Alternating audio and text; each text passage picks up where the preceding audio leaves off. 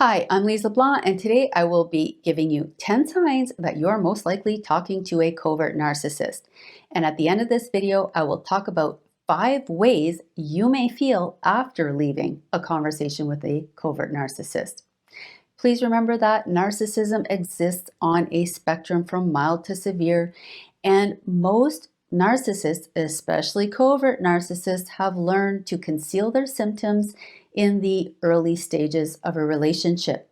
However, fairly quickly, you will start to notice unusual things about the way they think, the way they behave, and the way they talk. Also, keep in mind that not all narcissists will show all of these signs all of the time.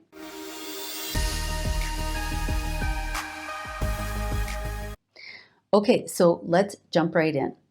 Number 1 is boasting, where grandiose narcissists typically boast openly about their achievements.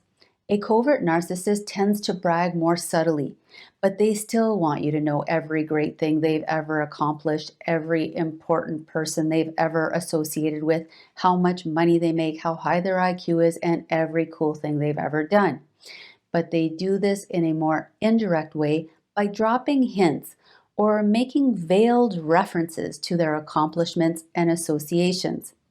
Regardless of the type of narcissist, their underlying motivation is the same: to seek validation and admiration. Now, obviously, if someone occasionally shares their successes, it doesn't mean they're a narcissist. But if they're constantly going on about how special and important they are and looking for your validation, whether it's in direct or indirect ways, then it is a warning sign. Number 2, covert narcissists are constantly gossiping and bashing others as a way to elevate themselves. In some twisted way, putting people down makes them feel superior. So they talk badly about family members and friends. They will smear the reputation of exes, colleagues. They will even say mean things about strangers. No one is safe. They just can't get enough of trash talking and triangulating others. And if you try to say something positive or change the subject, they will undermine your positivity or act like you took what they said the wrong way. Like, I didn't mean it in that way. A covert narcissist often gossips, bashes others, plants seeds of doubt, disguising it as concern. For example, "Oh, poor Jenny. I feel so bad that her husband cheated on her. But she gained all that weight." And if you say something like, "Well, I don't really think it's fair to associate his affair to her weight gain," a covert narcissist will say something like, "That's not what I meant. I was just saying that, I can understand." But then they go right back to trash talking and fishing for gossip. Number 3, of course, narcissists don't just stick to criticizing others. They will criticize you too. But covert narcissists will act like they are doing you a grand favor by being so honest with you. Or they'll wrap their criticism in a so-called compliment. For example, they might say, "You're actually pretty smart for someone who didn't even go to college." Or, "I admire how confident you are, even though you're not conventionally attractive." And if you call them out on insulting you, they'll say it was meant as a compliment, a joke, accuse you of being overly sensitive, or taking things the wrong way. Number 4, narcissists offer a ton of unsolicited advice. They can't seem to just listen and be supportive. But where a grandiose narcissist will overtly assert their opinions and advice and tell you what your problem is, even though you never asked, a covert narcissist will typically give their advice in more subtle and passive-aggressive ways. For example, let's say you're stressed out at work. A narcissist might feign concern for a brief moment, especially if there's any gossip to be had, but then they'll go on to talk about when they had this exact same problem and how they handled it expertly. But the point is, a narcissist will offer solutions without really understanding the problem or offering any genuine support.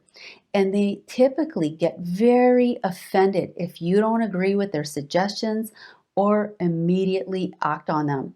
In reality, they just want to hear themselves talk, be validated, and act superior by telling you what's best for you.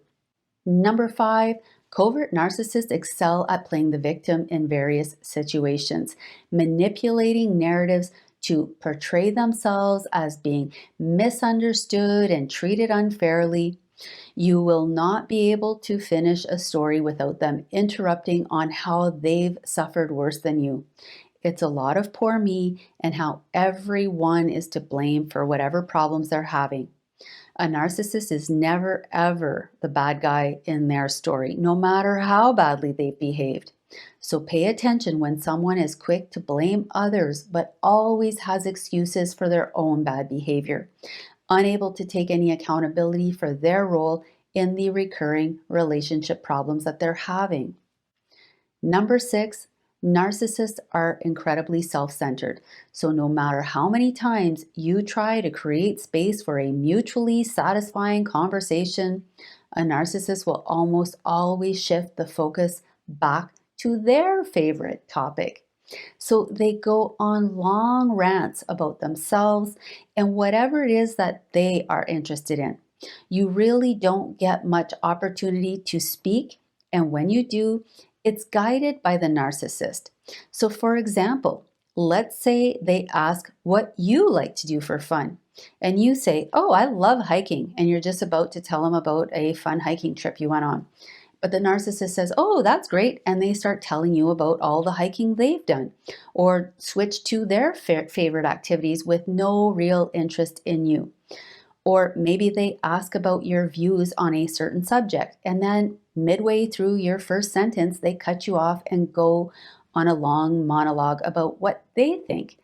They really didn't want your perspective, but instead they were creating an opening for themselves to talk about what they wanted to talk about. So again, it's a lot of one-way conversations. It's not balanced or reciprocal. You don't get much airtime. They don't ask anything about you unless they're creating an opening for themselves or fishing for gossip.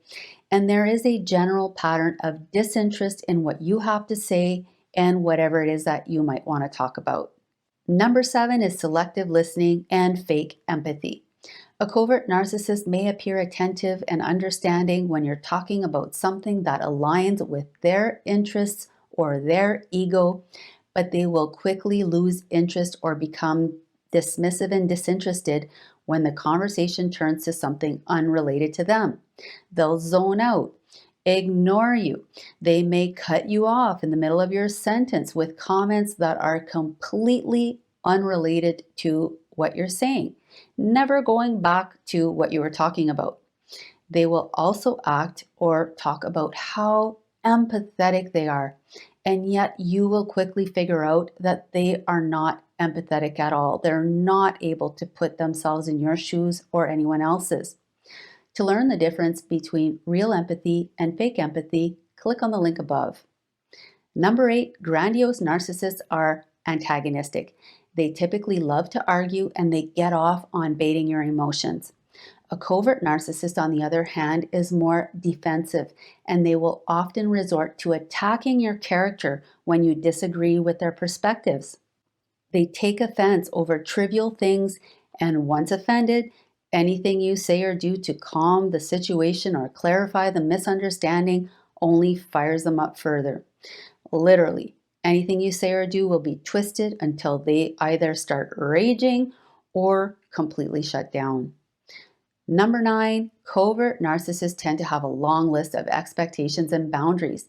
They may have specific topics that they refuse to discuss, demands that they insist upon, and strange one-way boundaries. For instance, let's say a covert narcissist expects you to respond to their texts or calls immediately, yet they feel entitled to answer your messages if and when they feel like it. So even early on in the relationship, you'll start to notice that their actions don't match their words. They have huge lists of boundaries, but there's so many double standards. The rules are continuously changing depending on their mood or their needs. Number 10, covert narcissists tend to label others as narcissists and abusers.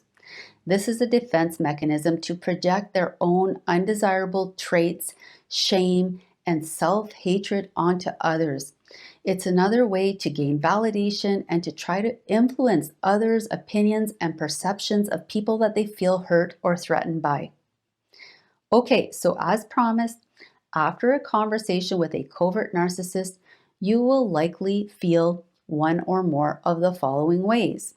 Number one, you may feel anxious and uneasy, like there's some kind of threat lurking in the background, but you just can't pinpoint exactly what it is.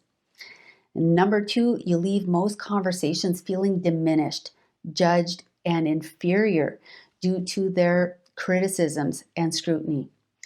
Number three, you may feel confused or disoriented by the narcissist's contradictory words and behavior.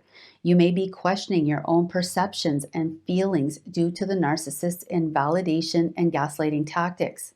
Number four, you may feel frustrated by the one-sided nature of the conversation and by the narcissist's inability to empathize or engage with your perspective and emotions. Number five, you will likely leave conversations with a covert narcissist feeling drained. You may not know exactly why you feel so off, but you know that every time you spend time with this person, you feel exhausted afterwards. If you found this video helpful, please take a moment to like, subscribe, and hit the notification bell.